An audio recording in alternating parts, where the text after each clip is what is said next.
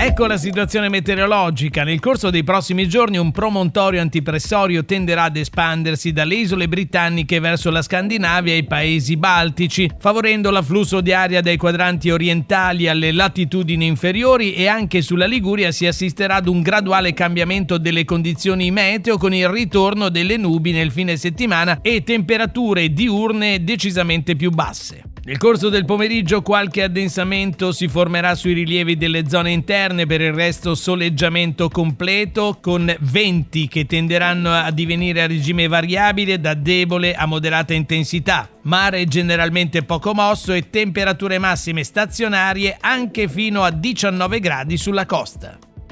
Per domani, sabato 21 marzo, i tecnici della Limet prevedono al mattino cielo parzialmente nuvoloso per il transito di nubi medio-alte, poi dalle ore centrali del giorno incrementa la nuvolosità sui rilievi di Alpi Liguri e Appennino orientale. Nel pomeriggio possibili piovaschi o brevi rovesci associati, mentre lungo la costa alternanza tra sole e annuvolamenti ma senza particolari conseguenze. In serata esaurimento delle precipitazioni, ma contestualmente si assisterà all'aumento delle nubi sull'intero territorio regionale. Venti di notte al primo mattino deboli al più moderati da nord, durante le ore centrali del giorno ventilazione dai quadranti meridionali tra debole e moderata. Mare poco mosso, temperature in lieve calo, in particolare le massime.